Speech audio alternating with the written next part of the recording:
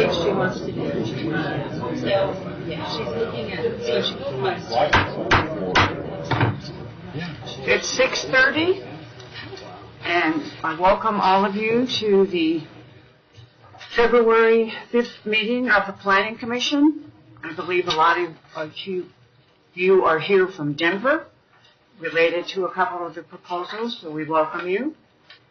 Our first order of business, first of all, I note there is a complete quorum of the board here tonight, and our first piece of business to approve the minutes. So consider the minutes from January 8th of 2018. Does anybody have any changes or corrections that need to be made to the minutes?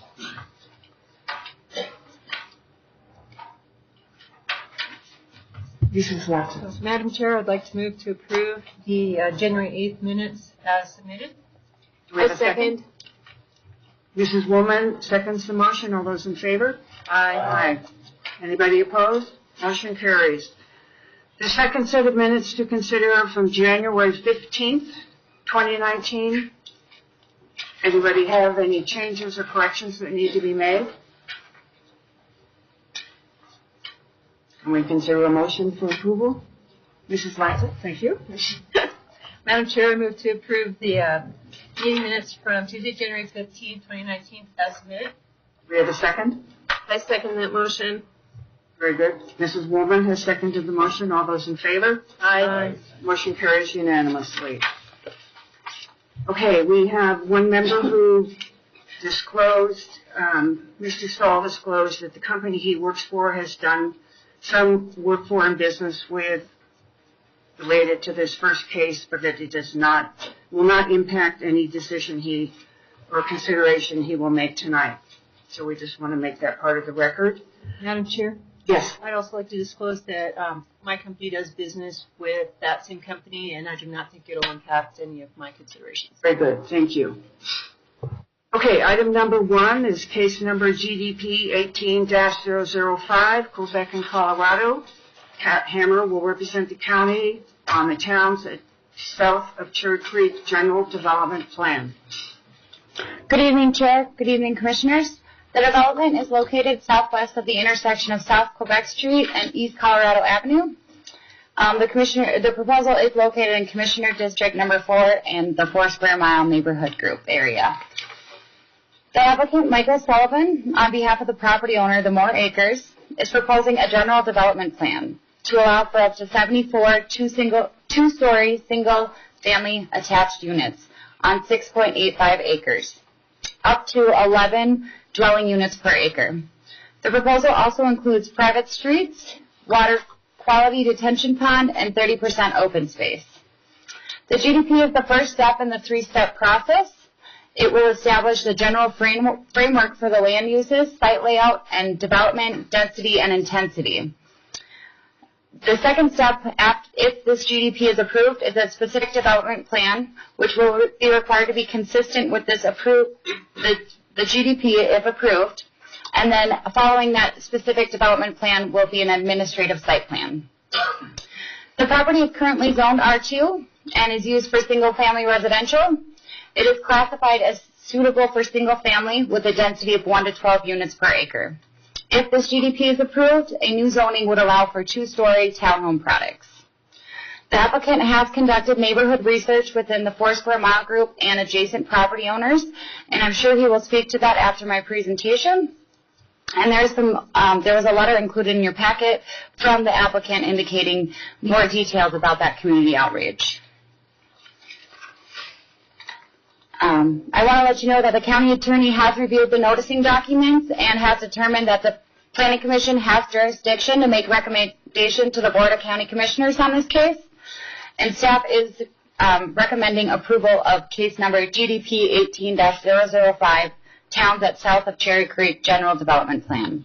I stand for any questions, and the applicant does have a presentation. Are there any questions for Kat? Not at this time. I want to make it note that I did receive a number of emails and phone calls within the past few days, and I have provided those to the Planning Commissioners via email and hard copy. So we're now here for Mr. Sullivan. Correct. GPS signal lost. Good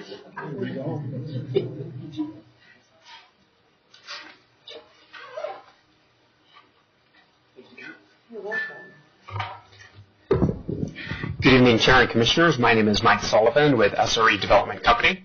We're very pleased to be here this evening, and I'd like to start by thanking staff for all of their work on this project. I'd also like to thank the community. We've conducted an exhaustive community outreach effort in the neighborhood, and we've had, as well as coordinating with 4 Square Mile neighborhoods, and their feedback has been very beneficial to the project. We've also had some very engaged residents working with us from the start of the project. They attended our notice meetings, are communicating via phone and email over the last 9 months. So we really appreciate their feedback and their investment of time, and we'll continue to work with them as well as the community to incorporate their feedback. We do continue to hear about traffic concerns, existing traffic concerns, and on that front, we believe that we do have solutions that will help mitigate those existing concerns, including widening East Colorado, which we'll be able to do and install a new sidewalk, in addition to installing a dedicated turn lane onto Quebec. So that would make a right-hand dedicated turn so that traffic won't queue back on the East Colorado. Both of those are improvements that we're committed to doing, and I think that they've gone over and been received by the community very well. Having said that, we'll continue to work with the county and the community during this specific development plan, continuing to listen to the community and incorporate their feedback. With that, I'd like to turn it over to our architect, Paul Brady, to present a few more details on the project, and then we'd be happy to answer any questions.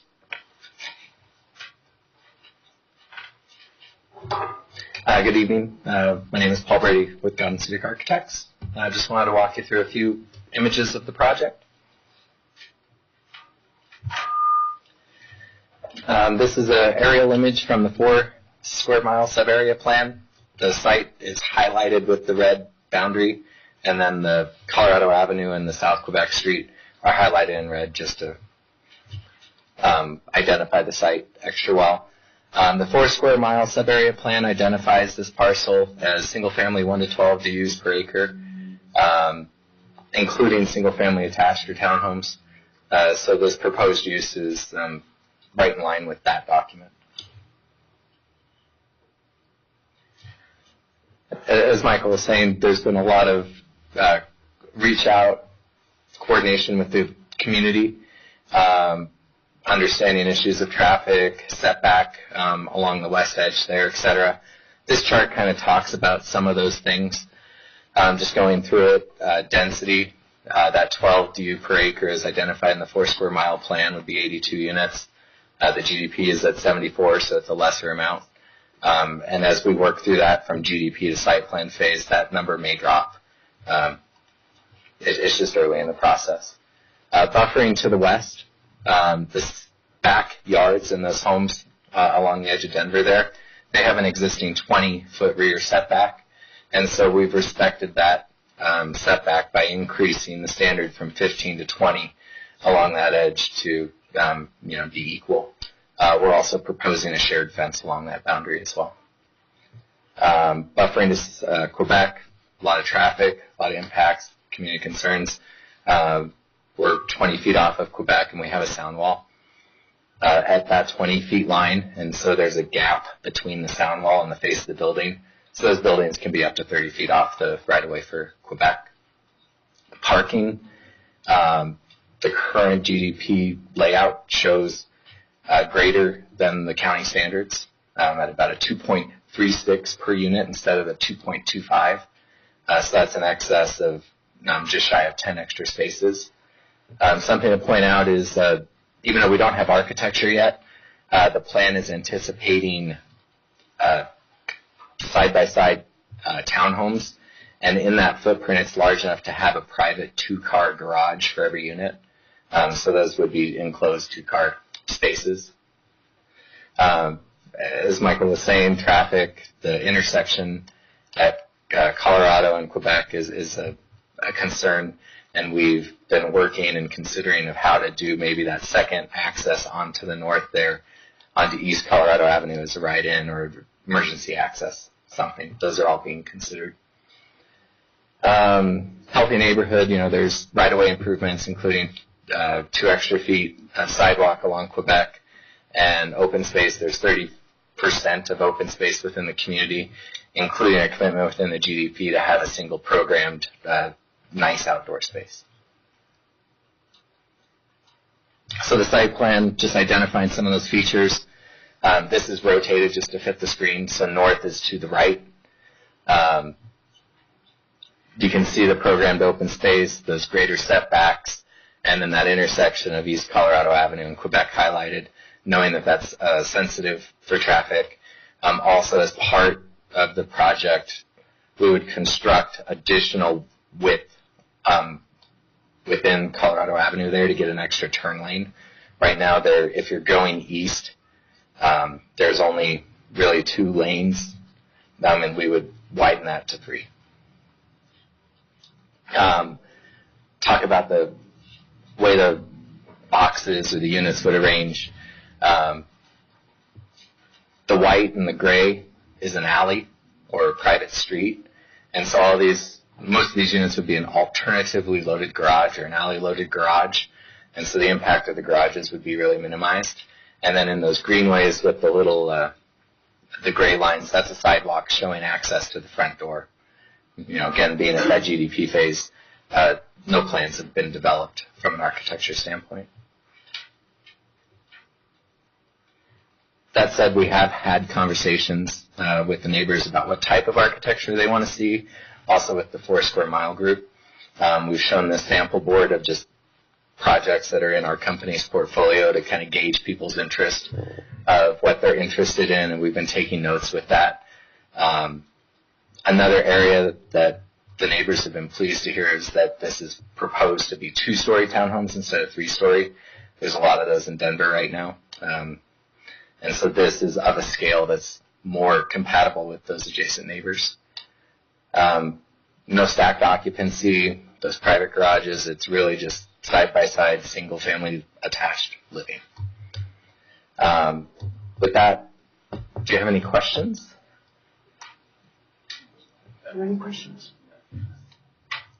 Not at this time. Yes. So, Paul, I'm looking at this. Can you tell us what the access points are? Is this a direct access onto Quebec that we're seeing? Yeah. The main access to the community is right off Quebec. Does that show up? No.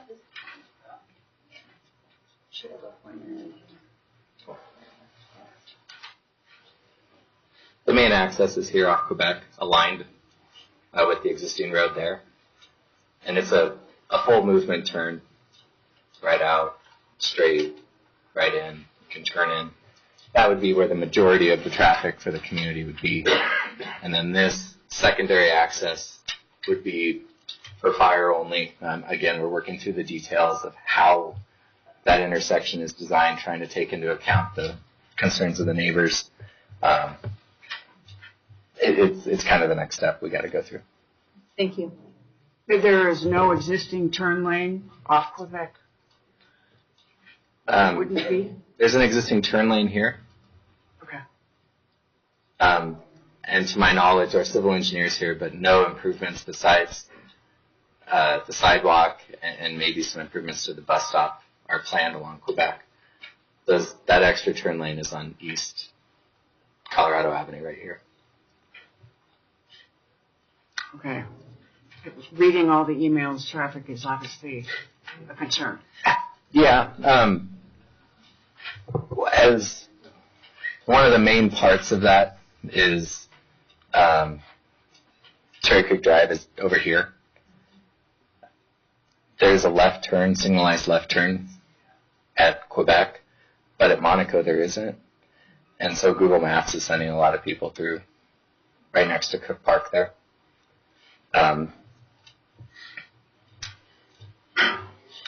So trying to just minimize the amount of traffic that flows onto Colorado Avenue has been the focus of our discussions.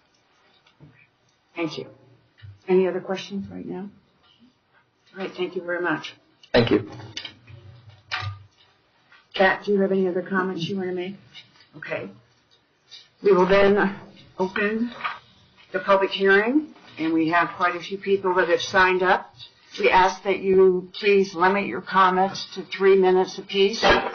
And if several of you have the same ideas, you could perhaps have one represent your ideas so they don't get too repetitive. We have received all the emails and summaries of phone calls, so we have a little bit of an idea of what some of you are thinking. But you're welcome tonight to speak. And if you haven't signed up, you will have an opportunity at the end. The first one who is signed up is Dale Nugan on South Oneida Street. Hi there. And please state your name and address for the record. Yes, my name is Dal Nguyen. I live at 1875 South Oneida Street, which is about 4 blocks west of Quebec, the proposed site. I want to start out by saying that, I am in favor of this. I think what's proposed is better than what's existing there. Also, I'd like to say that this is an opportunity for us to address a major issue, safety issue that's been existing that we couldn't get addressed because where that intersection is a convergence between Denver County and Arapahoe County. So who can address the problem there? So the numbers that the traffic that goes through Colorado Avenue shown on here in the morning. There are 269 vehicles that turn right and that goes westbound from Quebec onto Colorado Avenue. That's a big number between the hours of 7 o'clock to 8:45. And again, versus only 70 vehicles going eastbound in the morning. Now, in the evening, it reverses that flow. We don't have that many houses in the neighborhood, so, people are using this to take a shortcut, basically. They're cheating to get it on to Monaco or to there. Now, compare those numbers to South Cherry Creek Drive. We're doing half the volume. They have turn signals in 2 lanes going on there. That intersection is a blind intersection. You're basically speeding going southbound, and it's about 150 feet from South Cherry Creek Drive to that intersection, and a lot of people will hit their brakes to turn on there because there's no lights there. And the stop sign is not visible because, again, there's no instructing that. What I would like to propose, again, is that originally that street was supposed to be a right-hand turn only going southbound onto Quebec. We've been fighting this, trying to get this done for years. We see this as an opportunity to address the community and a safety and evaluation standpoint. I think one of the appeals for these new units going in would be Kirk Park right down the street, having a safe way to walk down Colorado Avenue without having to worry about turning your back to traffic to get to the front. I think is a very appealing, and a safety, build a community there. So, thank you. The next person who has signed up is Lou Grounds. Yeah, I'm in consensus with the right turn only.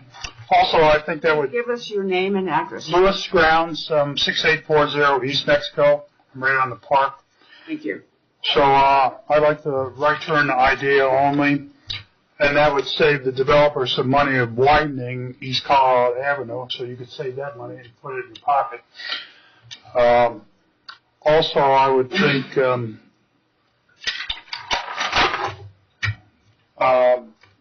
I'm agreeing with Ed Horning's idea that maybe there should be some access for the development going into East Ashbury Avenue on the south side. So when you get to him, then he can expound on that. That's all. Jim Stone of Poplar Street. I'm Jim Stone, 1906 South Poplar Street. I've backed up to the open field for 20 years, and I knew this day would come. So about 6 months ago, maybe longer than that, I saw some surveyors back there and asked them what they were doing, and they told me they were looking for utility line locations for the development. So I went to Arapahoe County, found the developer, Mike, and I am the neighborhood watch coordinator for the 2 blocks that back up to the open field on the west side. I called Mike, and he said, I've been looking for somebody to help coordinate things that I want to do and meetings with the neighbors and what have you. So I've actually been helping Mike to do what he wanted to do, which is to reach out and make sure that everybody knew anything they needed to know regarding the development. And I can tell you, I've been so pleasantly surprised in working with Mike. I've met with him 3 or 4 times now, been down here 2 or 3 times talking to some of y'all, and everybody's been very forthcoming, very forthright. Mike has bent over backwards to be cooperative, be a good listener, be helpful. So, much to my, delight, I can tell you all that I think Mike and his development company are going to do and are trying to do the best possible thing, under the circumstances given on behalf of the neighborhood. So I'm just really, really happy to be able to say that my dealings with him have been 100% positive, in helping him out, and he's been listening to everything that I've been saying, which is, a few things here and there. The thing that I'm going to pick on is entrance and egress onto Colorado Avenue from the development. And, ideally, it would be a chain, the emergency in and out only. So no traffic could get onto Colorado Avenue at all from the development. That's a personal observation from 20 years, because Colorado Avenue just gets hit so heavily already from traffic cutting through from Quebec to Oneida and then farther back ultimately to Monaco. And the one thing I'd like to point out is that maybe about 12 years ago, we went through this process with the gated community just to the north of Colorado Avenue, and that gated community was an old dumpy field with an old dumpy house on it, kind of like the one that we're talking about now is. The developer wanted to have entrance and egress onto Colorado Avenue, okay? And, of course, our fears were the same as they are now. Please, no more additional traffic onto Colorado Avenue. And I'm pleased to report that at that time, Arapahoe County, in conjunction with that developer, agreed to an emergency-only entrance and egress onto Colorado Avenue.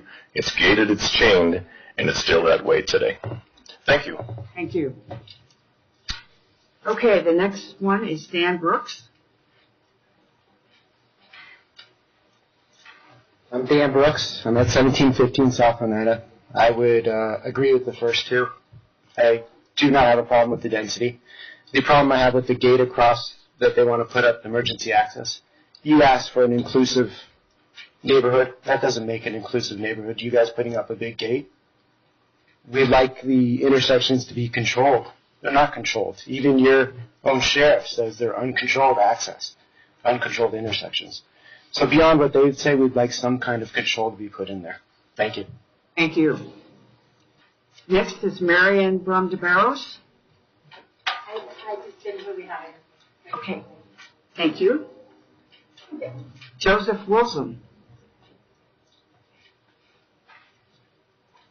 Hi, my name is Joseph Wilson. I live at 1846 South Poplar Street, 4 houses south of the intersection of Poplar and Colorado Avenue. Commissioners, I am in agreement with most of the first 3 talks here about traffic. I agree with that. Then I also have to emphasize the previous person that was up here. I do believe that intersection with the new drive coming into Colorado Avenue needs to be addressed in some way, shape, or form. Full movement in and out, even a right in, right out, will cause issues in that area.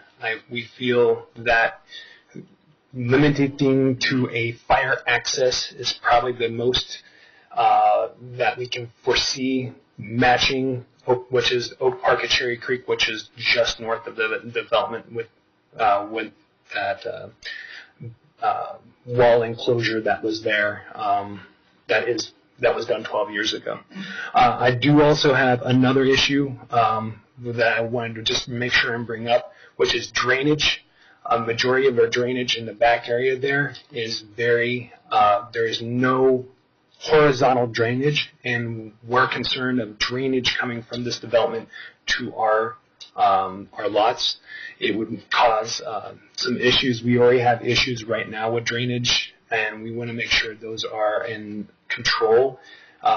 We love to see the traffic report if there it is available to see, or not traffic, drainage report when it's ready. I think a preliminary one is out right now, but the final drainage report, we would like to see that when that officially comes out. Other than that, everything can be addressed at a later time. Thank you. Thank you. Ed Hornig? Yeah, hi, my name is Ed Hornung, and I live at 1707 South Locust Street near Cook Park.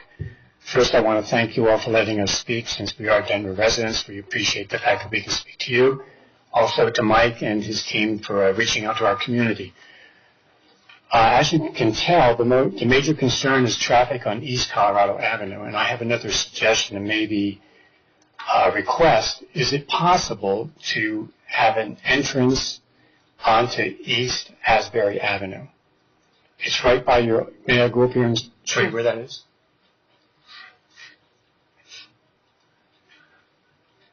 That's right there. And it comes right down and touches the property.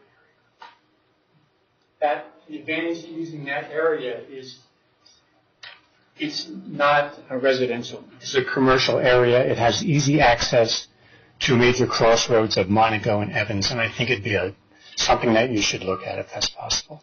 Thank you. Thank you. Karen Barilla?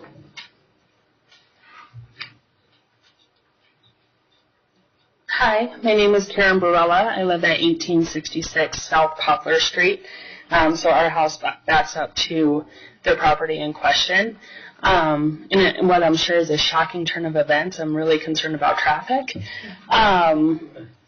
So going again off of what Jim and Joseph have both noted about the other development that has an EVA-only access point off of Colorado Avenue, I would just like to see the same thing with the proposed project. I have 3 small kids, and it is absolutely terrifying the rate of speed at which people travel down Colorado Avenue on a given day. And the idea of increasing that amount of traffic is really concerning to me. I can't tell you how many times people just blow by that stop sign. There's not really good control of that, and it's a really frightening thing. And I also had concern related to the traffic when it looked like the sheriff's office had talked about having a controlled stoplight at Colorado and Quebec, and then the traffic survey came back and said no control was needed. I also have the same concern about what the control would be up at the Quebec Street ingress and egress, where it looked like that was going to be just like stop sign control. With going out onto Quebec and the high rate of speed, if that was going to increase the number of accidents that could happen, especially as people get used to a new traffic pattern once the development is made. So, thank you. Thank you. Next is Jeff Bruzak.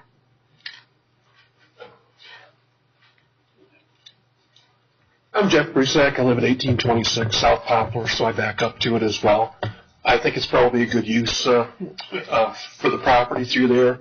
Again, I've got a lot of the same concerns. I'll skip repeating all the ones that they did.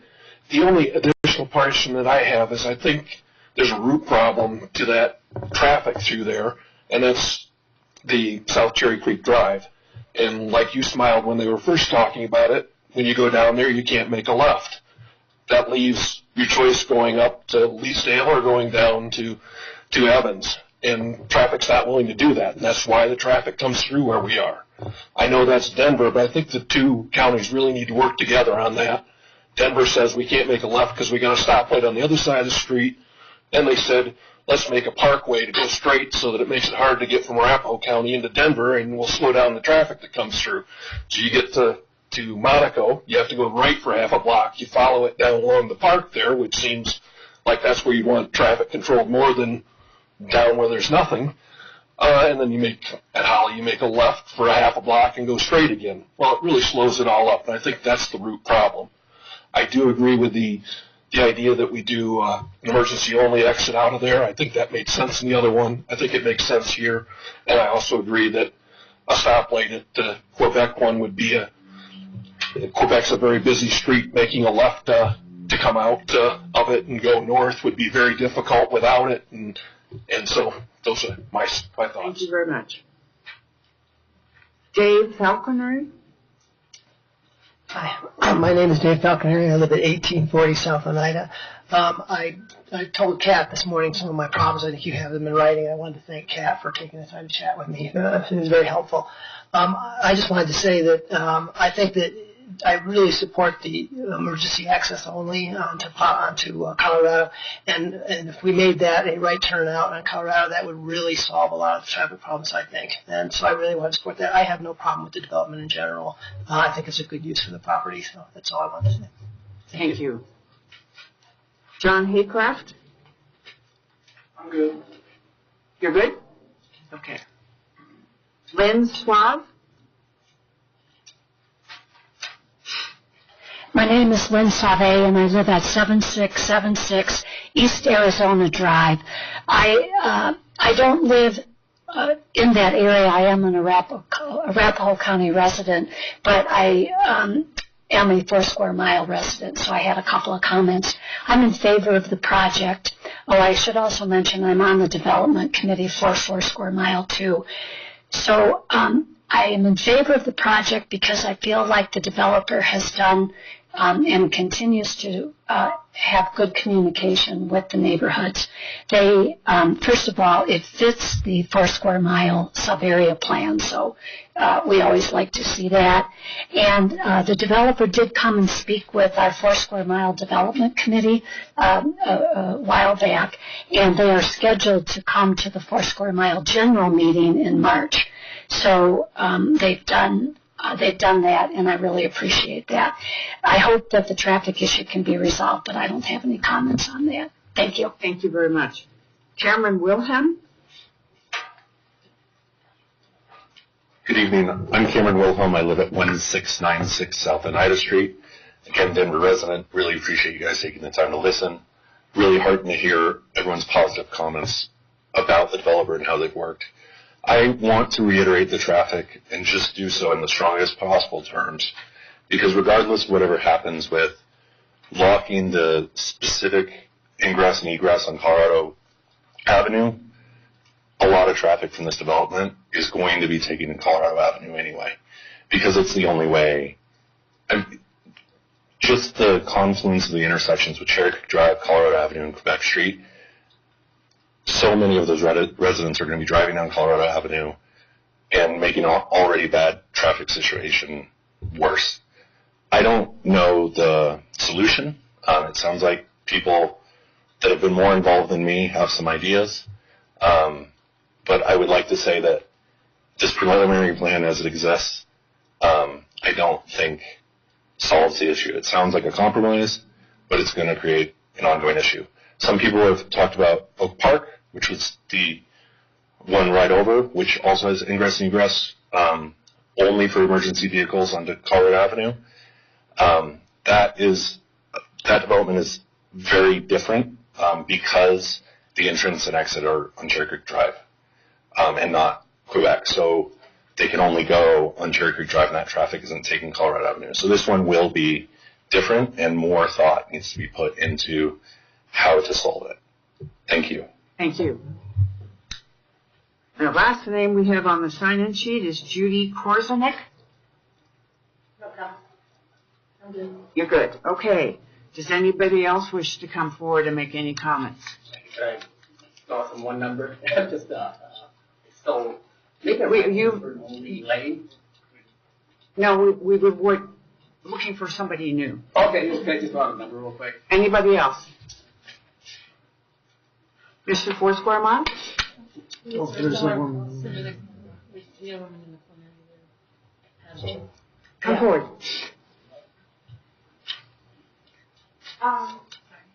Your name and address, please. Okay, I'm Gabriela Bata, and I live in the Oak Park community, gated community. I've been there for many years. I grew up there. Colorado Avenue is a very narrow street in itself right now. People are avoiding going on Evans, so they take that route to get to Evans, so it's already congested. So this just adds more problem into it. And my concern is, again, I think they should close that East Colorado Avenue I'm surprised that it took this long to build this development. And I think that there's too many units in that acre. Thank you very much. Mr. Lampert?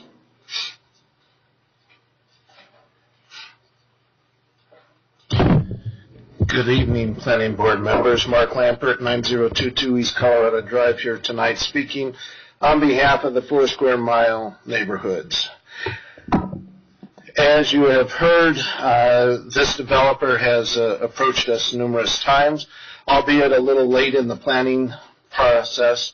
As we have always said, we always like developers to come at the very early stage when they are starting out so that we can field a lot of the concerns that we have.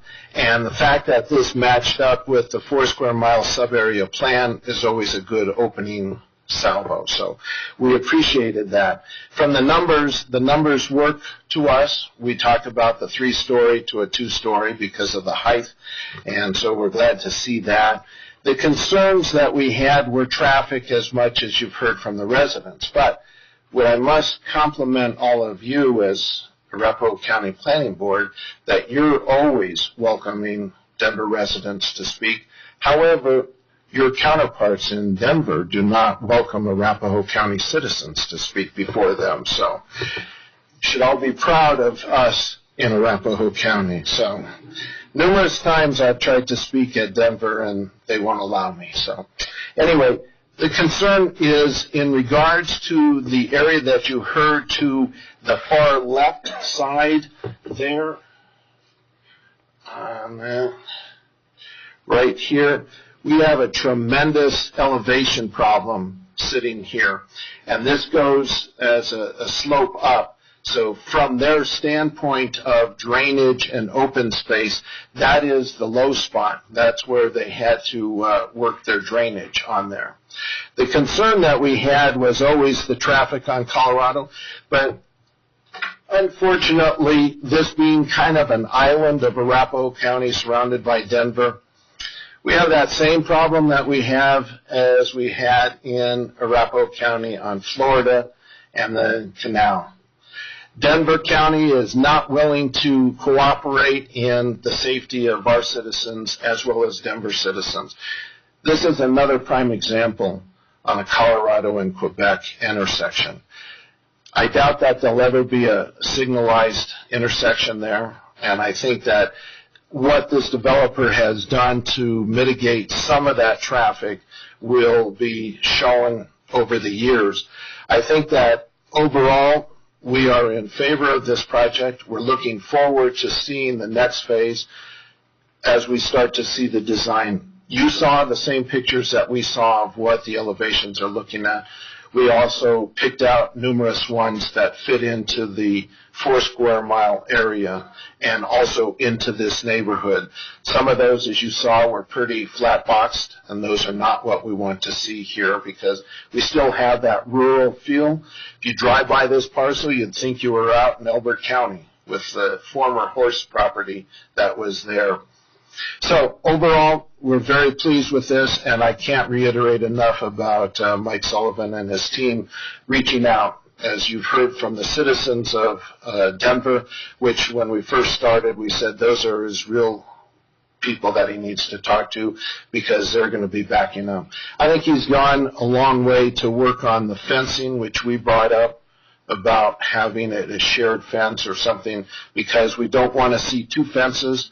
The property owners on Poplar and the property owner of this development. We don't want no man's land. We want one fence, one continuous fence. That makes it for his property as well as the other.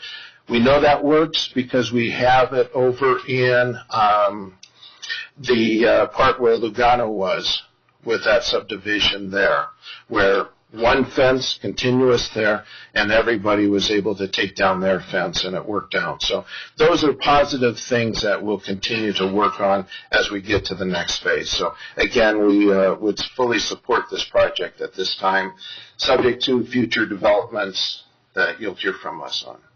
Thank you. See you next time. Thank you. Does anybody else wish to come forward? Okay, seeing none, we will close the public hearing. I was wondering if Mr. Haskins here? Do you have any comments about The traffic? on traffic? Yeah, actually, Kurt Cotton's going to present. Okay. I mean, is there a possibility of working with Denver on any of this? Yeah, I think that there's possibilities. Kurt will talk. Okay. Would you like him? That would be fine. Yes.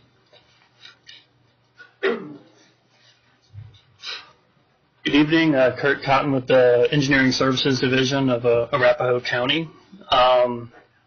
So we've been receiving the public feedback on this development. However, there is an existing traffic study for this proposal. They studied it as proposed with the 2 full movement accesses, and Arapahoe County had no objections to it. Kind of the reasoning is that there's very high volumes of cut-through traffic on Colorado Avenue, and this development's addition to that is 5 trips in the PM peak hour, so it's relatively minor. So we weren't requiring the developer to make it an EVA. However, to address public comments, if the developer were to revise his proposal, he could revise the traffic study, and we would review that and see if that could be accomplished. And I'll try to go through a couple of the other questions that were asked. Hopefully, I don't miss any big ones. So making the Quebec Street access, or so I should say, a lot of the proposals were good ideas, but they're kind of regional in nature. Like the right and right out on Quebec are improvements to the intersection of Cherry Creek Drive and Monaco. However, we are in the early stages of partnering with Denver on a study of the Florida Avenue and Quebec corridors, where they might review some of the timing of these signals and other proposed improvements to see what we can do to improve traffic operations there. So that would be where a right and right out onto Quebec might come into play, might not. So they talked about signals. So the signals don't meet warrants. The signals have to meet the established signal warrants in order before we can install them. And the traffic study that did analyze that, and there's just not enough side street volume. They analyzed Jewel. There's not enough side street volume there to meet signal warrants. So that's where that ended up.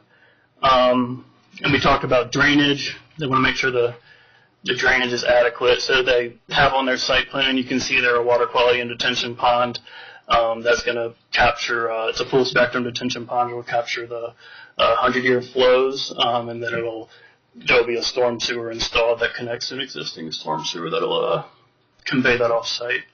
So hopefully that addresses those concerns. And I have the Phase 1 drainage report here that I can hand out if someone wants. And then the Phase 3 will be, that will be the final design, will be coming in the future. And then we talk about access on Asbury. If the developer to propose that, we could review that as well. So that's what came out of the county's review of the project. Do you have a question? So you haven't reviewed the Asbury? No, so they analyzed this site as shown here. So that's what's in the traffic study. So if the developer were to change course and now they want to tie in over there, then that would be a new analysis that we would review. So I have a question, ma'am. Yes.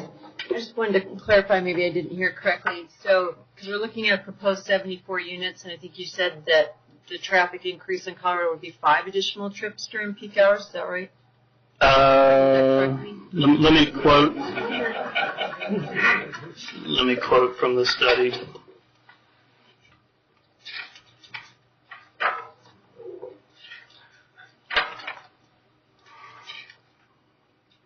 It could be my ears, but I just wanted to make sure I heard that right. And I think that is right. So in 2025, they're projecting 5 left turns in the AM peak hour. So it's just in the peak hour. That's Denver's predicting that? Harris Coker Smith is the developer's traffic engineer on the project. People want work at home? Crazy. Come on. Okay. Yeah, I think we talked on the phone. Can I comment? I agree with the numbers 100%. Wait, you're looking at. You can't have comments from the audience now. The public hearing is closed. Sorry. Yeah, I think maybe I don't think they're traffic engineers here, but they're civil engineers here that might be a little more familiar with how that was calculated. I'd just be curious because it just seems to me that if it's 2.3 parking spaces per unit and 74 units, that's awfully low number for peak hours. And, I live in District 4 and I've seen the train wrecks on South Quebec from people who have stop signs, so I'm just, I'm feeling the concern here, and I'm thinking about how South Quebec Way or Street is going to work out with these, left-hand turns during peak hours. And so they're calculating 526 total daily trips. In the morning, it's 36 total trips. And so the trips, so we're only talking about the left turns, and they're split between Jewel and Colorado. So the total trips would be 36 in the AM peak hour. Okay. But you're only looking at eastbound traffic and not westbound. That would be total for the development, so it's going in all directions. And they do a trip assignment and try to weight it towards where people are more likely to go. Thank you. Okay, thank you very much. Are there any other questions for Mr. Cotton? Thank you. Thanks. Does Mr. Sullivan wish to come forward and make any comments in relation to the public's statements?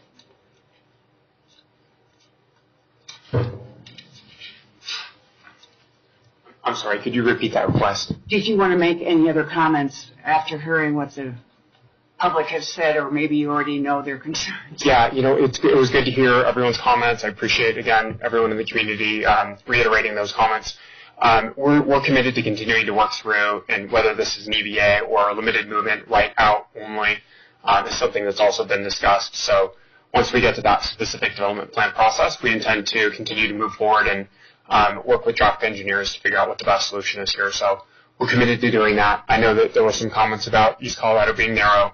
I just want to reiterate that we're widening East Colorado, so I know that right there is going to make a big improvement because it is narrow. Our property frontage never was improved with sidewalk, curb gutter, and everything else. So once that happens, I think it's going to be a safer driving situation out there.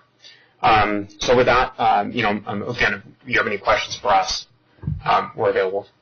Mr. Chapman. You will look at the Asbury. Yeah, that was something that did come up. Thanks for that question. It did come up in one of our community meetings, and I would say about a quarter of the room, when they heard that, instantly said, "Oh, we don't want traffic going that direction." So there were several challenges with getting access over there, including the fact that we're now would be building a full road through our open space and then trying to connect, and we don't actually own the frontage to get from there to Poplar or Asbury, that intersection. So there's some challenges there. If that's something that we felt like staff really wanted us to study, we could definitely study it. But I think that if we could work on the EVA or right turn out only, I think that's probably a better solution and is going to raise fewer issues in the community. Okay, thank you. Thank you. Thank you very much. Any other questions for Mr. Sullivan? Yeah, just real quick. There was one other gentleman that talked about either runoff or drainage off of the property. Right. How is that going to be handled? Is the elevation pretty much the same all the way to the neighborhood or to the? Yeah, that's a great question, and we have been coordinating with that gentleman a little bit too in terms of making sure that those concerns are addressed. It does vary along that frontage because it's quite a long frontage, and so each lot has a little bit of a different interface with our project. So what we'll have to do in the design, when we get to construction details, we're going to have to just look at every lot and make sure that what we're doing is not creating a situation where we'd have any water flow onto their lot. So we'll have an opportunity to improve the drainage along that entire frontage. Very good. Thank you. Any other final questions? Just a comment, Madam Chair. I would encourage the residents of Denver County to call your city council people okay, and encourage the prompt completion of that joint study that's being done between Arapahoe County and the County of Denver regarding the traffic off of Florida, because if they're looking at traffic control and traffic calming measures, you want that study done sooner rather than later. So I encourage you to call your elected officials. Thank you very much. very much. Appreciate it. Okay, well, do you have any other comments, Kathy? Then we will bring it back to the Planning Commission for consideration. Madam Chair, if there are no comments, I'd like to make a motion. Very good, thank you. In the case GDP 18-005, towns south of Cherry Creek General Development Plan, Planning Commissioners have reviewed the staff report, including all exhibits and attachments, and have listened to the applicant's presentation and public comment as prescribed or as presented at the public hearing. I hereby move to recommend approval of this application based on the findings in the staff report, subject to the conditions 1 and 2. Do we have a second for the motion? I second that motion, Madam Chair. Woman makes a second. Any other discussion? All those in favor of the motion? Aye. Anybody opposed? Motion carries unanimously. Thank you all for coming.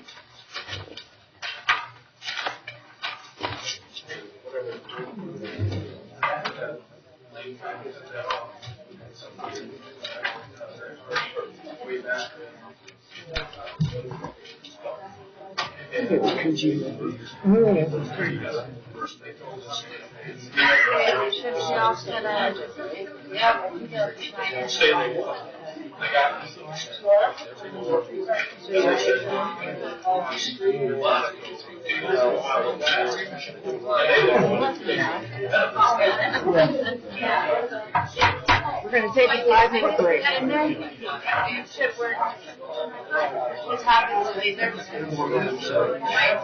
Yeah, it requires.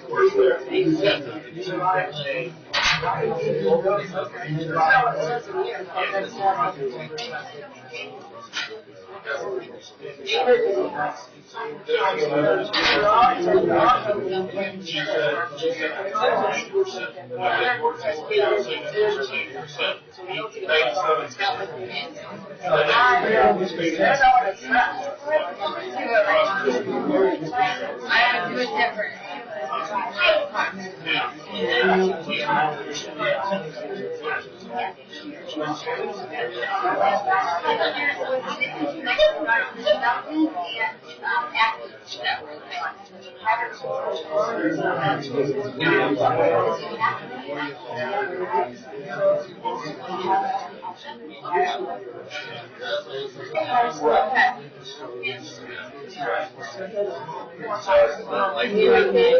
It did earlier, right?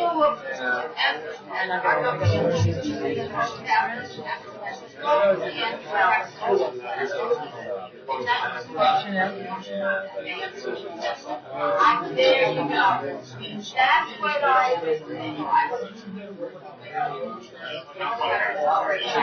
That's what I was saying. You know, I think it's best like go out this door and see if you can find one.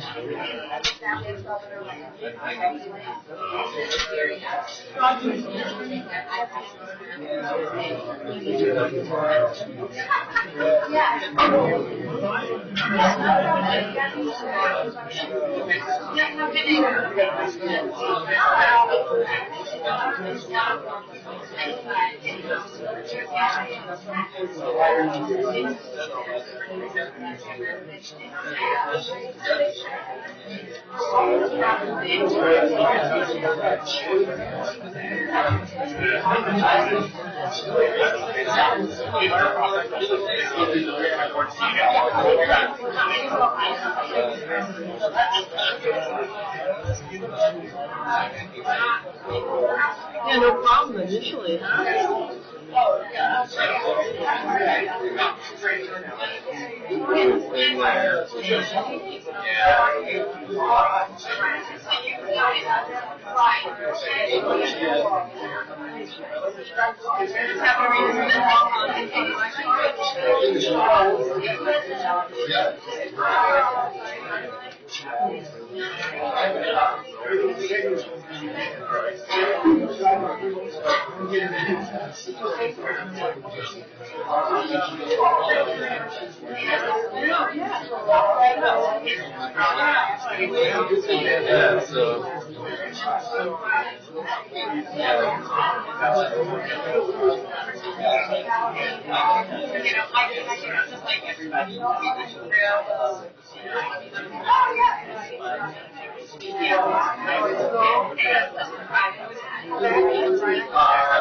And I'll double check and see if it's not there.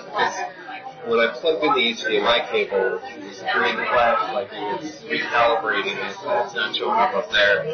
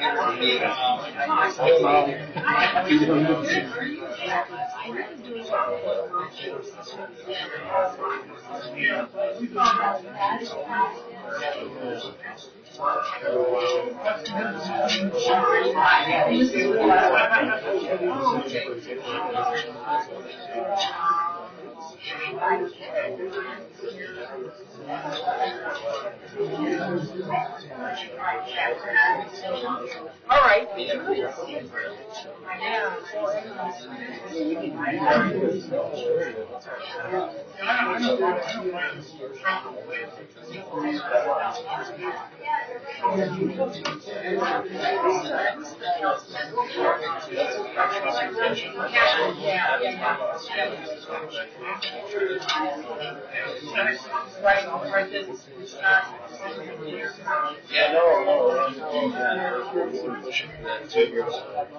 I can really do it.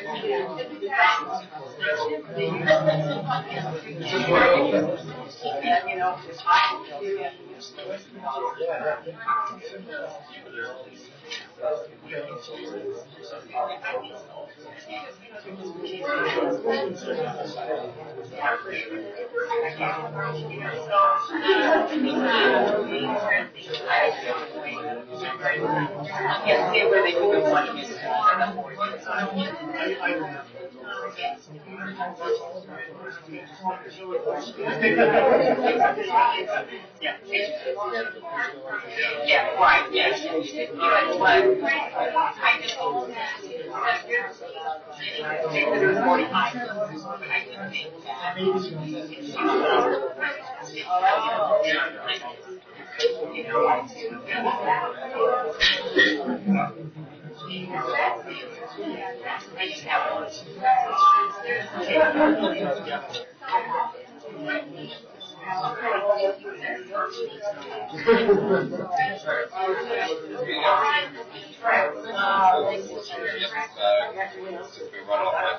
Okay, how do I get it? Oh, it's up.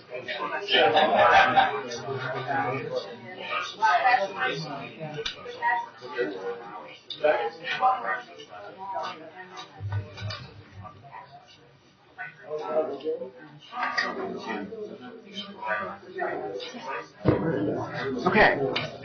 We're going to continue the Planning Commission meeting with our second development proposal, SDP 18, Cherry Tree Estate Specific Development Plan, and Marley Orchid Larson is the planner from the county who will bring us up to date. Good evening, Commissioners. Molly Orchid Larson, Senior Planner with the Public Works Department. The county attorney has reviewed the public notice and it has determined that the applicant has met all of the public notice requirements, thereby establishing jurisdiction. What's before you this evening is a specific development plan for a senior community for individuals 55 years of age or older. The development will consist of 52 residential units, 7 memory care buildings, and 45 single-family attached homes for independent seniors. A clubhouse and a maintenance shed is also proposed within this development. The applicant is Cadmore Estates, LLC. The development is located east of South Quebec Street and adjacent to the Cherry Creek corridor. The subject property is entirely surrounded by the city and county of Denver. Access is proposed from South Quebec Street and East Colorado Avenue. The property was a former landfill. The applicant removed the debris in 2017 under the supervision of the Colorado Department of Public Health and Environment, also known as CDPHE. The property has received a no action of determination letter from CDPHE stating the property is safe. And they are present here tonight, so if you have any questions for this agency, they'll be more than happy to answer them for you. The applicant requested a reduction in the parking requirement from 172 to 176. The planning director did approve this request, and the letter is included in the staff report for further review. Staff did receive emails and a phone call from adjacent homeowners. The concerns included the review process, property access, landscaping to buffer Concha properties, and I believe there's some homeowners here that probably will talk more about that. Construction schedule and hours, possibly adding a traffic light at Iowa, and also the status of the cleanup of the site. I have addressed these concerns in the staff report, but I can go into more detail if you like. If you have any other questions, I'm more than happy to do so. Staff recommends this application for approval based on the findings in the staff report. The applicant is here tonight to present this project and to go into further detail. I'll turn it over to the applicant unless you have any questions. I had a question about the variation of the code for lighting, and they're requesting 21.6 inches versus 20 feet for the code, and why that is necessary. It has to be 20 feet for this type for residential measured at the top, and it does exceed that somewhat, so we're just noting that. We don't think it's that big of a deal, and we're more than happy to work with the applicant to make sure that it meets the requirements for lighting along pathways and in the parking lot. Okay, so it'll be cast down like that. Yes, it'll be shielded and cast down. Okay. Any other questions? Not at this time, I guess. Thank you. All right. Thank you. They'll be coming up. Thank you.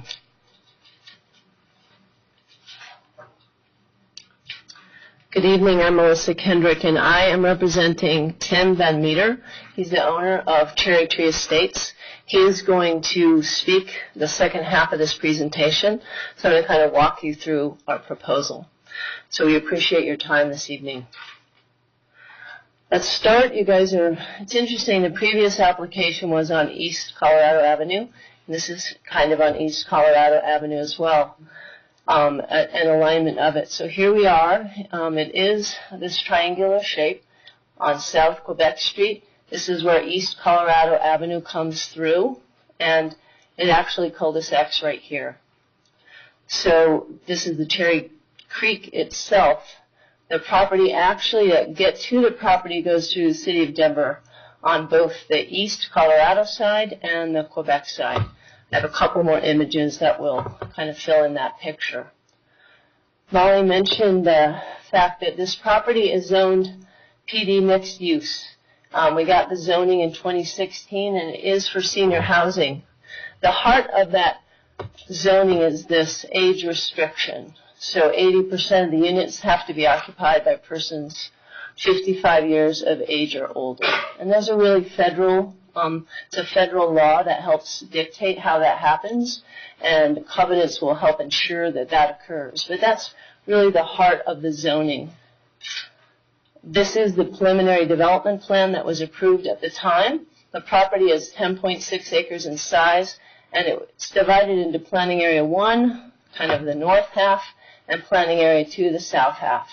At that time, we did establish all kinds of criteria in that chart, which you couldn't begin to read, and I don't want you to. But it's building heights and densities. It addressed architectural details and parking requirements, etc. A great deal of information, as you know. And what I'm going to do is walk you through how I believe we either meet or exceed the requirements of the preliminary development plan. As part of this SDP application, we will have to plat. That's not what's before you tonight, but we will plat into one lot. It's kind of simple.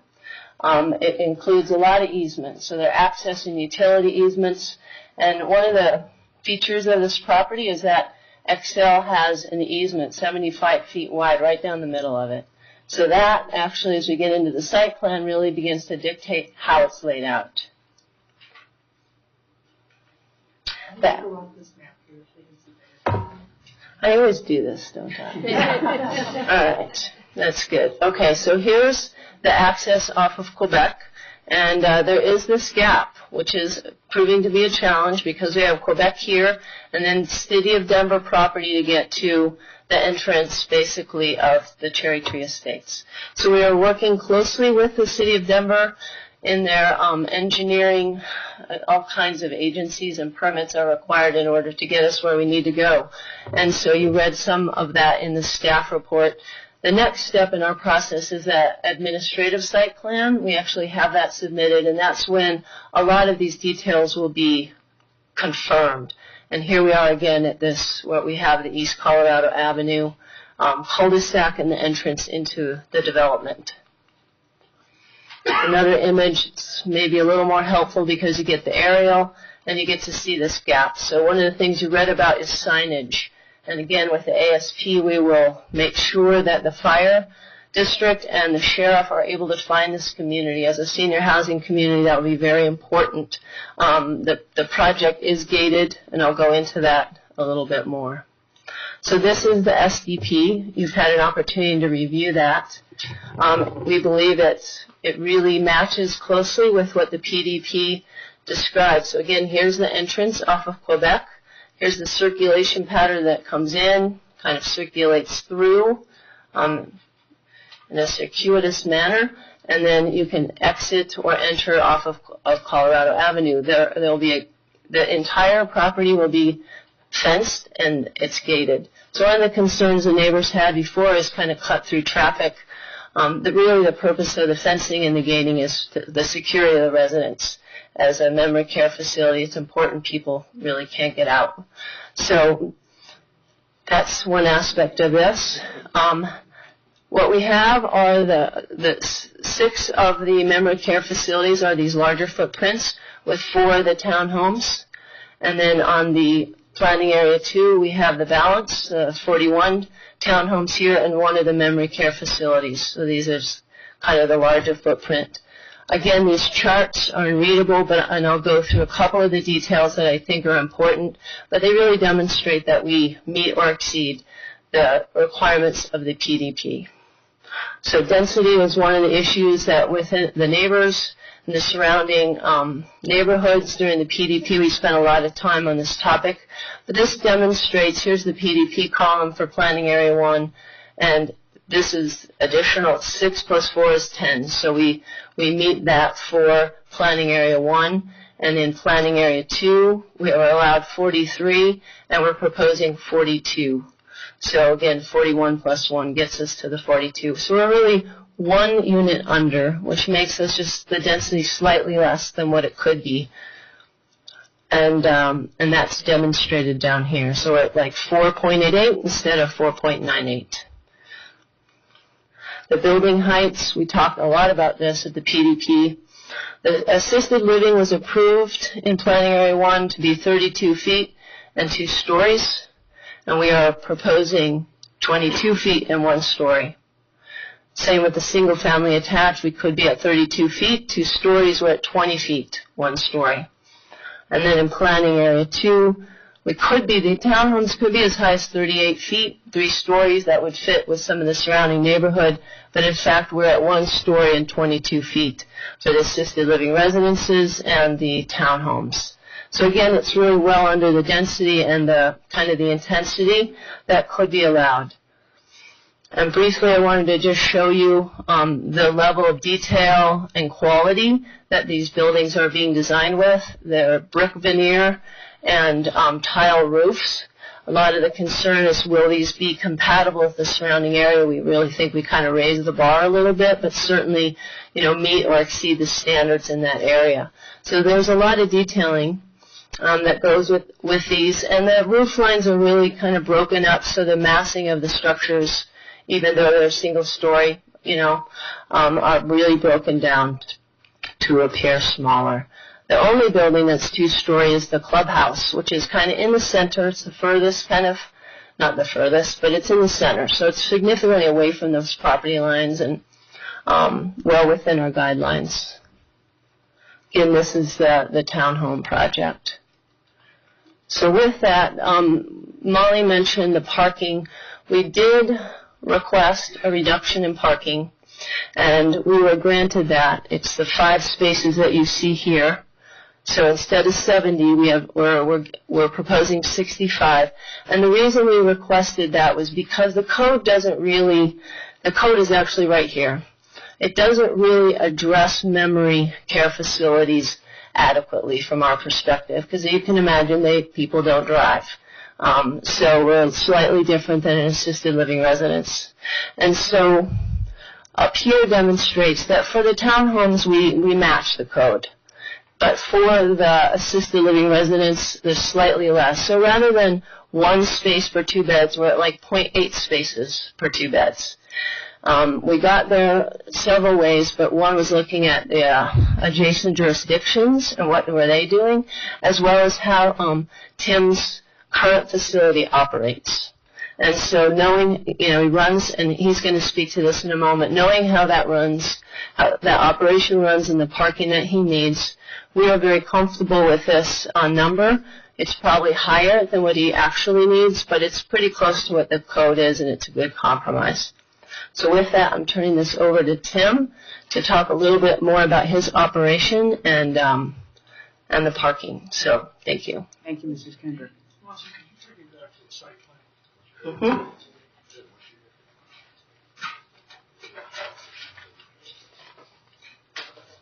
This one?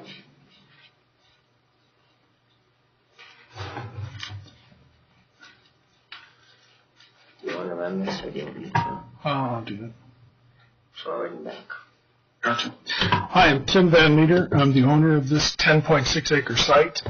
I purchased this in 2008. We put it under contract in 2006, knowing all the problems that it had. I have 3 pages of funny little jokes that I was going to tell you, but I'm not going to waste your time with that tonight. Because I've got a couple of gentlemen here that I think you might have questions for. The Alzheimer's Association prints up this document, and I've provided each of you with a copy of that. In the time that, that I will stand up here, in the time that I will stand up here, there will be 3 more people diagnosed with Alzheimer's in the United States. There will be 4 people turn 65. My 3rd page back, look at that with me. Colorado right now has 71,000 people diagnosed with Alzheimer's. By 2025, we will have 92,000 people. It's more people than it'll take. Those people would not fit in Mile High Stadium. That's given the fact that 1 in 3 seniors with Alzheimer's dies. So with those people succumbing to Alzheimer's, even with that happening, by 2025, we will have a 30% increase here in Colorado. Those issues, I have put the description of Alzheimer's. I don't know if you have any questions about that. But those problems of Alzheimer's quite possibly started 20 years before the symptoms started showing. 1 in 3 seniors will pass away from this disease. And finally, and I'm going a little faster than I thought I would, the Alzheimer's Association says it would cost us $340,000 to take care of somebody with Alzheimer's. I can't rent an apartment in Denver for that. So I think that number is very, very low. Those townhomes will be occupied by a married couple. This is how I envisioned this. And that married couple will get support out of that clubhouse for home health care. And that man and wife will be able to live together just a little longer. The memory care buildings, the U-shaped buildings up there, there will be 16 people in each one of those. They do not drive. There will be 4 people on staff at any one time. And most of my staff in Arvada, they don't drive either. Today when I left, there were 9 spaces of 23 were occupied. About 40% of the spaces were occupied. There were 3 cars on the street, and the reason they were parked in the streets because their car parked out there that puts them a little closer to the front door of the building they're working in. Do I have times when every parking space is taken and there's 10 cars on the street? Absolutely. But that's once a month. It's so infrequent that it's irrelevant. Today was a much more standard situation. We did cut down on the heights of this. These are, with the exception of that clubhouse, everything here is 1 story, 19 feet tall, where I could build something 38 feet. So we're actually up there in the north planning area 1. We've cut that down by 2 stories and 19 feet. We've cut it in half. I have 2 guests here tonight. I have Fonda Apostolopoulos from the Colorado Department of Health and Paul Stone, an environmental engineer specialist who was on site the whole time that we did the big dig. And I'd like them to come up if you guys would.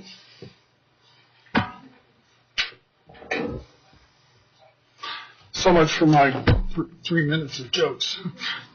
You have a gentleman here. You might introduce yourself and tell them what you do. Yes, my name is Fonda Apostolopoulos. I'm the Volunteer Community Brownfields Coordinator for the state of Colorado. I deal with sites like this every day. Colorado, especially Denver, with what's going on with building and everything else, every site's a brownfield site. Especially up in this area here, I've actually got 3 other projects that are being proposed. This whole area is full of landfills. By doing what Tim is doing, he is doing a bunch of stuff.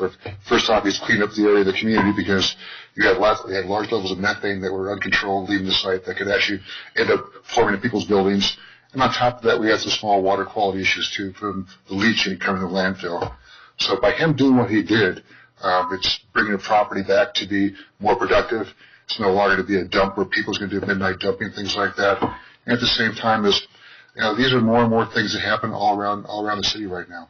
And it's nice to have someone who purchases it at the right time to be able to make something like this. Otherwise, these properties will become vacant and nothing will ever happen to it because of liability. And because when you buy these properties, you're buying the liability that goes with them, even though he wasn't the person at the landfill. And as a state, we like to work with these people to try to figure out what's the best and most positive use of this property to make it back on the tax payroll, and at the same time to be able to help the community work together also. And this has been something that Tim and the engineer worked with me very closely for. Tim, when you came out 2008, 2009, worked with Mark Rudolph. 2007, actually. Yeah, started. That's right. So this has been a long time coming for Tim to make this all happen. And because of the economies and money from EPA and the state, we've been able to all get together, assess this property, and figure out what needs to be done to make this safe for the community again and to be able to build upon. So thank you. Thank you. And I'm Paul Stone, Stonegate Land and Water. Worked with Tim back from day one, like 2007 or so, and with Fonda's help, we were able to successfully clean up the property. It's someplace that Tim runs a quality facility, and as a personal side note, my mother is in this category, and if she did live in Colorado, I would have no problem moving her into Tim's facility. He runs a class operation, and happy to work with him and with Honda. And I think they've done a good job, and the property will be well used. Thank you. You have a question? Great. Can you just give us like your elevator speech as to what you did to clean up the property? And is there any residual methane? I won't talk about who told me there were only 2,500 truckloads out there, semi-loads. There were 4,064 semi-loads that we actually unearthed, put them in a semi-truck, hauled them out to the Denver Aurora dump site, and disposed of them out there. Were you there? Were there any truckloads leaving when you weren't on site, or were you there? No, I was there the whole time. It was mid-60s trash. Is very interesting. What was coming out, the President Johnson and the Vietnam War and in the newspapers and things. Very little plastic. And, yes. People understand landfills. People think about plastic. It's very common to go out landfills, even forest landfills, to pull out refuse and to be able to read paper, newspaper. It's very common that happens. People think of, the plastic problem, everything else. It's everything. Here in Colorado, we're dry. And things stays up, and because of that, with the water table, we get much more methane production, things like that. So by cleaning up these areas, it just makes it better for the environment and for the people living around it also. So we took out 4,064 truckloads. The Denver Aurora dump site has 5 million cubic yards of soil that my soil engineer said would be perfect to refill and build roads and basement areas out of that material. So we had them haul that back. They gave it to me for $25 a truckload. That was cover the cost of the loading, and it was for free. So it was just it was a gift, actually. we went through several iterations of planning with Fonda and whether we were going to vent the trash and how long would it take to reduce the methane levels, and then once it was vented, could you even build on it? At the time, would it be structurally sound? That was finally arrived at with Fonda's help, suggesting just to. One thing we did also is that what's so difficult about all these sites are, there's not a bank in the world that's going to loan you money to develop on a contaminated property. So what we did is we worked with Tim to work with what we called the Colorado Rapids Revolving Loan Fund. We actually have money with CHAPA, the Colorado Housing Finance Authority, where we basically work as a loan to do the transition between construction and the cleanup and actually the vertical construction. So he applied through us. That's why he had to come to the voluntary cleanup program. We did oversight. I was called out quite a few times by certain people who were concerned, but every time I went out there, it was nice to see an operation that was run correctly and follow the rules and regs and everything else. So they came to us. It was a win-win. We loaned them money. He's actually a chance in the process now of paying us back so we can reload that money out to somebody else's people property. And it's one of our big success stories here too, because when we get money from the EPA, we like to see not just that we gave money out, but what happens, how many jobs we create, how many homes we develop, things like that, how many acres we cleaned up. And this is what puts the EPA Brownfields program to get more money, because it's projects like this that need the money to be able to make it happen and become vertical. We'll come back to that jobs thing. Did we find any, we had a certified asbestos building inspector there for every truckload, every shovelful we got put in a truck. Did we find any large or even small samplings of asbestos? No, it was very interesting what was coming out of there and the limited, what I would call dirty dirt. The dull asbestos or the occasional shingle, the occasional piece of floor tile. Right. And how many cubic yards of riprap? That was stone. That's rock. There's rock piled out there that was put out in the 1950s, I guess. That was the actual bank of Cherry Creek before the big flood in 1963. And the creek moved south about 200 feet. So that riprap rock, I can't say that, is now stacked on my property. So we found no asbestos. We didn't find Jimmy Hoffa. We didn't find a Corvette. A lot of bottles, whiskey bottles. Somebody's out there was a big drinker. That was about it, right? It's pretty dark, because it's nice. It wasn't your typical municipal landfill. You find everything. It had some construction debris, things like that. Some municipal. The odor was If you've been out to landfill site before and been dug up, it's not fun you learn very quickly that you make sure whenever you pull up, the windows are all closed, because on a warm day, if you leave the window open, it'll be full of flies. And I didn't have that problem going out there when I did my inspection stuff. That's because Paul made me go into Atlanta or someplace and buy this 5-gallon jugs of perfume to put in a sprayer, and we would try to keep that open stacks sprayed down with that material. Was it perfume or what was that? It's all perfume. Jobs. We'll create about 225 jobs. When you removed all of the landfill and then you brought dirt back in, so is the site level? No.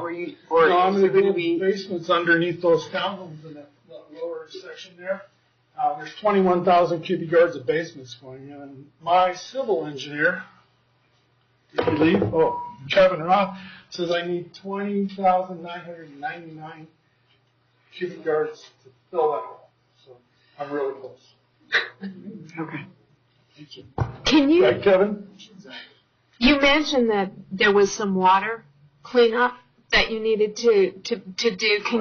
What happens is whenever you have a landfill, you have the water percolates through, you have this called leachate.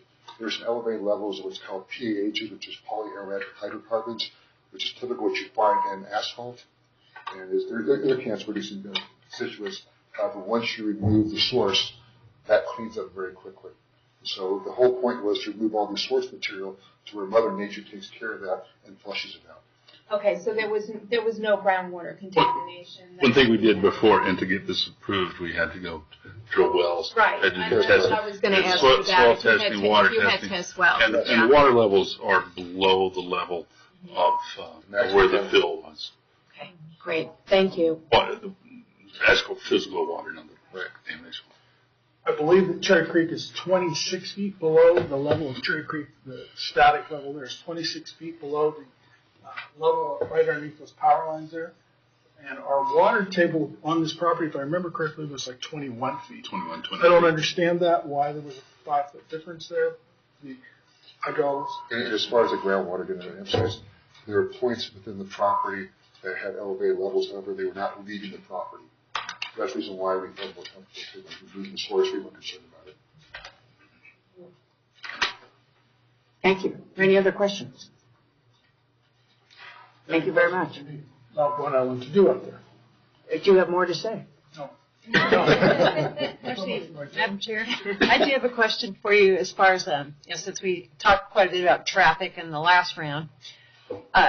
So on your access points, particularly going on to Quebec, how's that going to work? Is that a right-in? Quebec is a right-in and right-out. Okay. That's correct. The east gate coming off of, I don't know how to turn that on, but the east gate coming down here off of Colorado Avenue, that will actually be, the whole site will be gated. The only folks really using that east gate will be me and the fire department and the ambulance, first responders. Employees won't be coming in from over there. There won't be any deliveries coming in from over there. There'll be a really low amount of traffic coming in and out of there. Okay. Turn that back to the site plan. Our traffic study done by Roach and Company looked at what an assisted living with memory care site would, and his findings, correct me if I'm wrong, Kevin, was negligible impact on traffic? It was very low. Okay, thank you. Okay, thank you very much. Okay, we will now open the public hearing. Do we have a sign-in sheet for this one?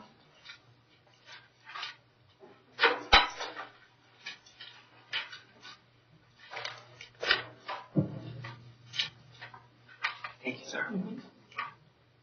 Okay, we do have several people signed in, and I will read your names as they are listed, and we ask that you limit your comments to 3 minutes.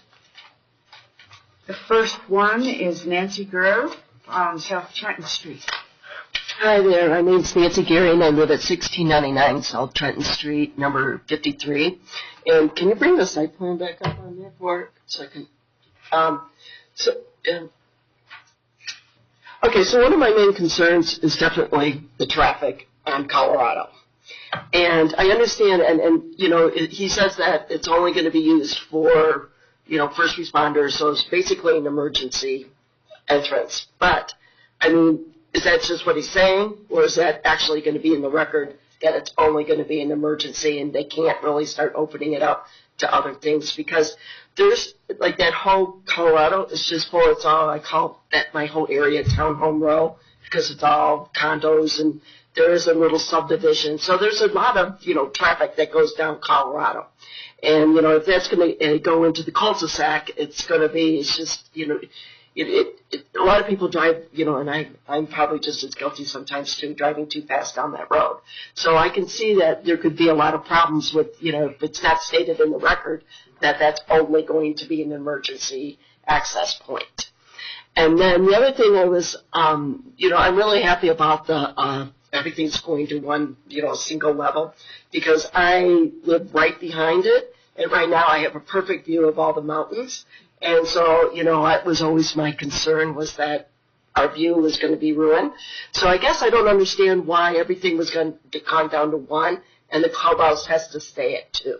So I don't know why, what the reasoning behind that is. Because this is the first time I've actually seen what the layout is, because when they sent it out to us, they just sent us this little square. So we really, you know, couldn't come here with really any, I didn't really know what it was going to look like. So the other problem, the other thing I'm concerned about is I said I live right behind there.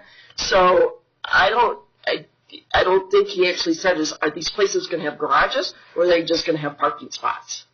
So, and then the lighting, I mean, I guess I'm concerned if it's all parking spots, there's going to be a lot more lighting, so it's going to be really bright behind my, you know, my bedroom window.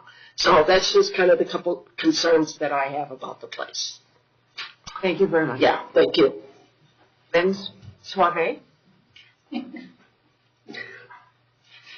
Yeah, my name is Lynn Save, and I live at 7676 East Arizona Drive, and I'm an Arapahoe County resident. I'm in favor of, and I'm also on the 4 Square Mile Development Committee. I'm in favor of this project. I think that Tim and his team did a really commendable job of communication with the neighborhoods, and that's always a big thing for me. He came to our 4 Square Mile Development Committee really early on to let us know what was going on. He and his team also came to our 4 Square Mile General Meeting too early on. Now, I know that there were some early issues with the neighborhood. There were height issues and easement issues and the traffic issue that the First Lady brought up. But I think that he was consistent and steadfast with working through that, and I know that there were some concessions made with regard to changing or reducing the height, and also, I think, reducing easement, but I'm not certain about that. The other thing that I just wanted to say as an anecdotal little story that I've heard rumor that during the removal of the debris process that he had even somehow swayed some of the neighbors in favor of the project, such that one of the neighbors baked cookies for him when they were removing the debris. And I don't know of many neighbors who are bringing cookies to developers. So that impressed me personally, that something was going right. So that's what I wanted to say tonight. Mary Frey? The neighbor was working. Yeah. On Roseman Street? Mary? I didn't sign up to speak, although, Please come forward if you're going to make any comments. and I thought I would be happy to. My name's Mary Tracy, and I live at 1646 South Rosemary Street. If you look at the 3 horseshoe-shaped memory care units that are in the upper right-hand corner, I live immediately behind the middle one. 20 feet from the fence, and that will be 20 feet from the fence. So needless to say, I've had quite an experience. When I don't know what perfume they used, but it never swept over me when the odor was.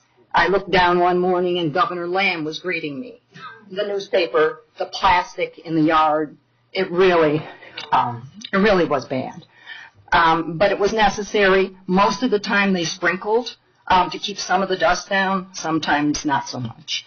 But I have to say it was an amazing operation. I think the traffic, I don't know whether you could tell from the colored display where Colfax, where these people will be entering and exiting from Colfax, but it is not a quarter of a mile, a few blocks from the previous development. The previous development is on the other side of the street, just the other side of Cherry Creek. This is on the north side, just the other side of Cherry Creek where the bridge is. We've already had the traffic analysis of Florida and Iowa. They refused to put a light in at Iowa, and they've made a double left turn at Florida. We are packed with traffic. So, and I think the easement there for the access from Colorado, that is just a cul-de-sac, and there's a lot of drainage over in that area that goes down into Cherry Creek, and I haven't heard how that's been addressed. So, thank you very much. Thank you. Okay, the Fonda has already spoken from the Colorado Department and Highways and Representative. Yeah, okay. Lisa Foreman.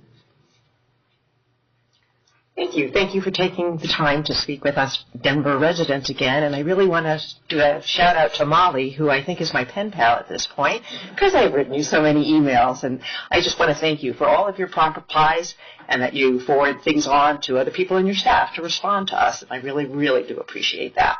I live at 1625 South Syracuse Street. I really live very close to where Mary lives, and if you look at those three horseshoe buildings, my townhome basically faces the easternmost horseshoe.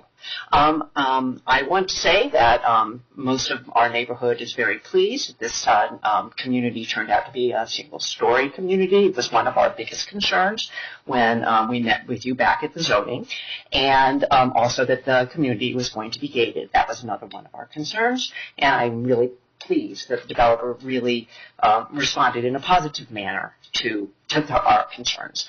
You know, my concern is really more with the ADP because it shows a more detailed landscape plan, and I wanted to say that there is an easement or that goes along the north side and the east side of the property, and it's our fence, and there's a 20-foot setback, as Mary said, on each side. And what is proposed on Mr. Van Meter's side to put in his 20-foot easement is a basic native grass mix that goes to about 12 inches. We were really hoping that there would be required a better landscape barrier between the very few houses that really front on those three buildings, and the two buildings on the other side are not part of, don't face Concha, they face Granville. So what I would like to request is that there be some kind of significant more planting in the setback area so that there will be a landscape buffer between our property and his. I understand that there is a trickle channel in that area, but there are many, many varieties of evergreens and juniper shrubs that don't shed and are fast growing and might, be over the fence to help shield his development from our backyards. Other than that, I don't really have any comments, and I do thank you for your time. Thanks. Thank you very much. Could I make a comment, Molly or Kild Larson? We did hear Lisa's concern about that, and initially the first specific development plan didn't have a lot of landscaping there. We did recommend more, and it is a condition of approval, and we will be looking at the landscaping focus on that area on both multifamily developments that border this property and screening attempts. So then what forthcoming? Yes, and I am a landscape architect, so I know species, so that'll help, hopefully. Very good. Thank you. Okay, George and Joanne Evans.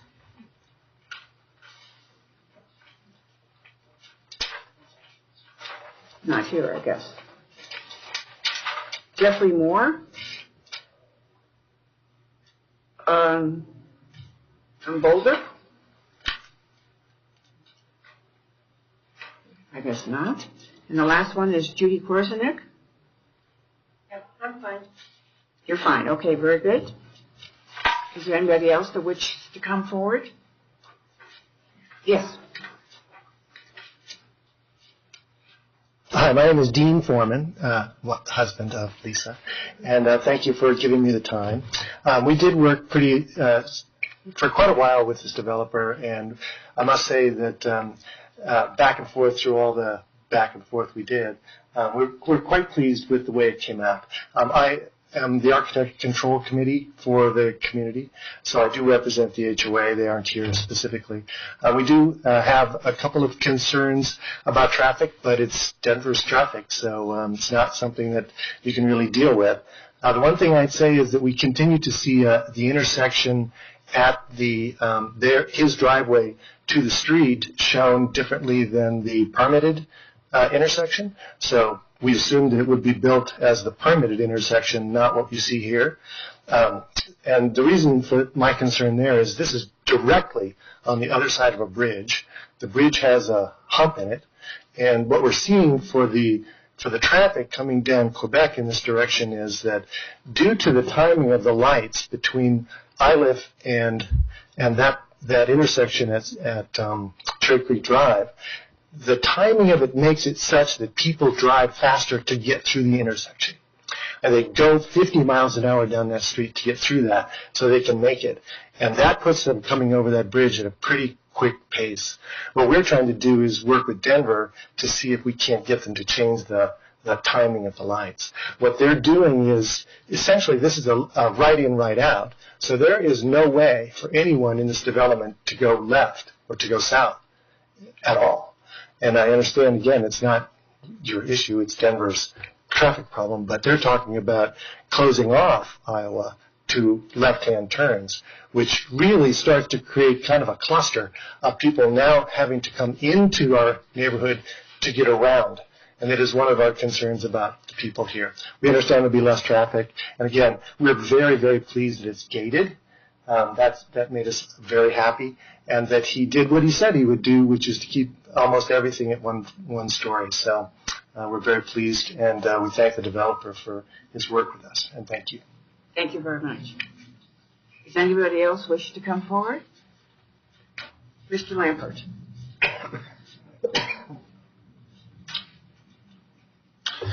Thank you, Madam Chair. I am Mark Lampert, 9022 East Colorado Drive, tonight here representing 4 Square Mile Neighborhoods.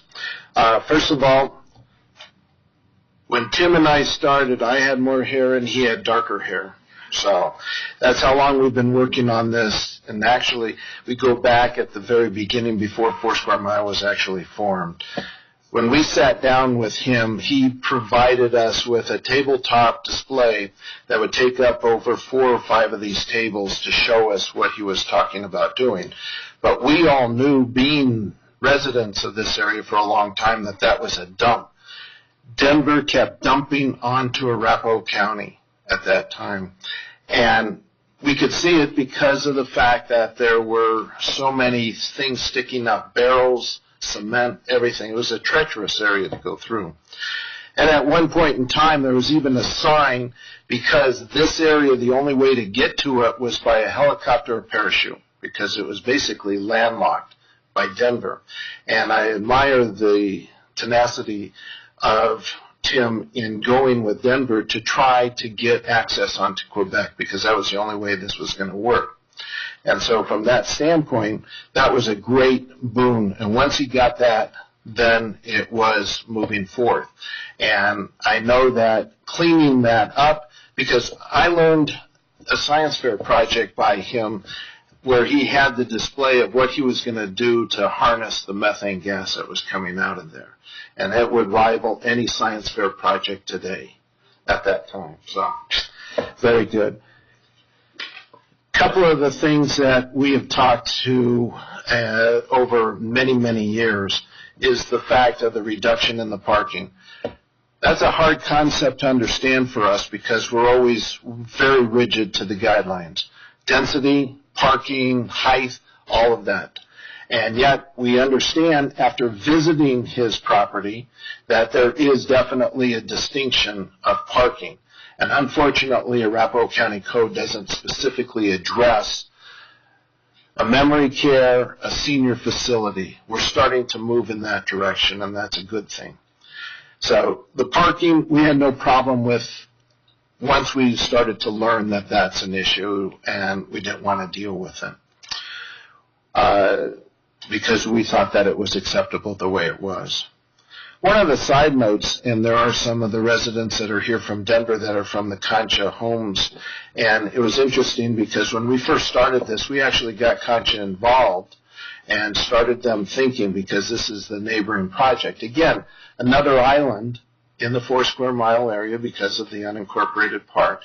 And Denver would love to take it all, but because of the Poundstone Amendment, we can't expand Denver, so Arapahoe County is left with another parcel. And this is literally just down the block from where we talked about earlier this evening. The building heights were one of the biggest problems that we ran into at the very beginning, and again, this developer was very cooperative and set up heights with balloons so that all the residents in Concha could see what the building heights were. Now, at that time, we were at 2 stories. So the 2-story was what people looked at that height. And again, remember, this is the second time that we had a height by helium balloons to show visually what would be the maximum height of these buildings. And that proved very beneficial, but that also proved to us that that was way too high, not only for the citizens of Denver, but for our standpoint. And that's why we were glad when it went down to the 1 story. The development delay in this process actually became a boon to the developer, because now the Cherry Creek River corridor design has picked up some of the work that he was going to have to do on the side of the Cherry Creek River because of the fact that he had a path going along there. Now the beautification process of the Cherry Creek River will enhance his southern boundary even more so than what he was going to do. So not only is it going to be impressive from the side of the Concha residents that are on the north, but on the side, on the south side, on the bike path, and along the canal, that will be almost his front door to everybody that's there. So that has changed, I think, and we'll look to that with the landscaping as much as we have there. You heard an unbelievable cleanup. We applaud him for taking the time to do that. That not too many developers will do that. And as I've told you many times standing here, that 4 square mile is wanting responsible development by responsible developers. This is a very responsible developer to take his time and his money to take it and clean it up for probably some of us that might want to reside there in years to come. So it's nice to know that. The density by far is definitely something we discussed at the very early stages. You saw that he brought that down. We are constantly being asked to exceed the density allowed in the sub-area plan. Meeting it or lowering it is what we're trying to do, and we're successful in that here, so we thank him for that. Again, I think the line here that we have is that this is probably one of the hardest parcels to develop, given all the history of what it was there. And the fact that he has, as you've heard, since 2006, being involved in this shows the dedication of his project that he wants to bring to us. I think also that when we started this, some of the members that lived in Denver are unfortunately no longer here to see what their hard work at the very early stages in the early 2000s brought to this point in time. I think that deep down, if we could have more developers that would take an earnest and listen to the neighbors, whether they be in Arapahoe County, whether they be in Denver County or wherever, I think that takes a lot to show you who we're dealing with. Because too many times we see developers that just come in, they just want to develop, they just want to turn a buck and they get out. The nice thing is with this type of development, this is not a for sale project. It's not a development that's going to be apartments eventually going to be converted. These are people that are going to be our neighbors forever, and that we're very appreciative. Because of the way that he runs his project, we know that this one will equally, if not better, exceed what he does right now. So we're happy to have him as our neighbor. So again, bottom line, we're very impressed with this. We would like to see this go forth. We're very anxious to see something other than dirt being moved, something being elevated out of this. So we'd like to see that. So we appreciate your positive vote on this and look forward to it coming as our new neighbor. Thank you. Thank you. Does anybody else wish to come forward and speak on this project? Seeing none, we will close the public hearing. Molly, do you have any final comments? Okay. You'll bring it back to the Planning Commission? Madam Chair, I did have one question for the applicant developer. Yes. Mr. Van Meter? I was just curious, can you describe, so the horseshoe of the memory care, is that a courtyard in the center? It is. And how will that be treated? So what would that look like, a typical? So there'll be a kitchen right in front of that little horseshoe part. You could help me out, Mom.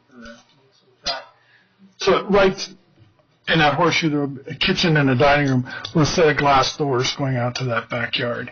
There will be a fence across that horseshoe. There, it's pictured there, the fence. And it'll be a solid surface with a covering over top of it. It will not be conditioned air, but I will be able to go out there 9 months out of the year easily.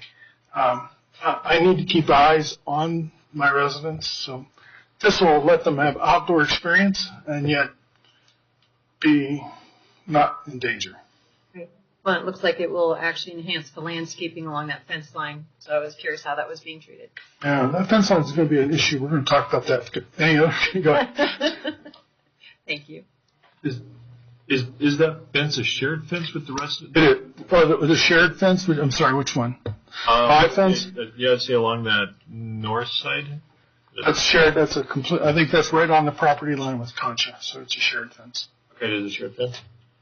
And then one of the other residents had questions about that exit in the lower right-hand corner, wherever that goes to Colorado. So is that truly going to be emergency only? I mean, how are you setting that apart from? I'll be the only one to be able to open that. Just me and a select few people. I don't have residents coming out of those townhomes walking through this community. For most of my residents, a 15-minute to a half-hour walk is more than they can do. So they won't be going through to the pathway to get onto this really beautiful park to my south. So they're going to be walking within the community. And I have a lot of open space, a lot of green grass that's going to be in this area, in this triangle. So the traffic versus the gate, I can tell you I won't open that gate for cut-through traffic. The last thing I want is somebody coming through and us answering Nancy's question. Nancy, is it? That I'm not just saying that. I don't want anybody cutting through there and hitting one of my residents. I don't want a delivery truck coming in from down there and running over somebody. Does that answer your question? It does. Thank you very much. The clubhouse height was brought up since I have the floor for a second. That clubhouse is, the hypotenuse of that triangle is 1,500 feet long. So that clubhouse is about 900 feet out from Nancy's line of sight. I can't tell you what exactly that looks like, but it's so far from your backyard that you're still, I believe, going to have a very good view of the mountains. The rest of these buildings right along your property line are one story. I can't do better than that. Trees on that trickle channel. I'd like to work with you on that, and I think that's what the ASP requirement. I don't know what I can put in there that SEMSWA will agree with, and because that trickle channel provides a very important piece to prevent water from flowing into Concha, which is about 3 feet lower than my land site. So that trickle channel can't get damaged. And we'll talk about it. Okay.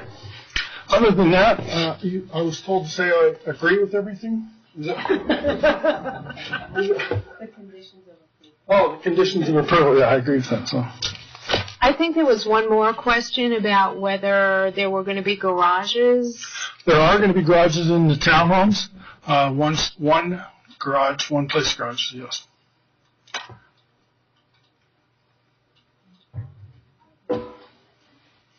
Thank you. Any other final questions? I guess not. Okay, we will bring it back to the Planning Commission for consideration. Anybody care to make a motion? Talk further. Mrs. Woolman?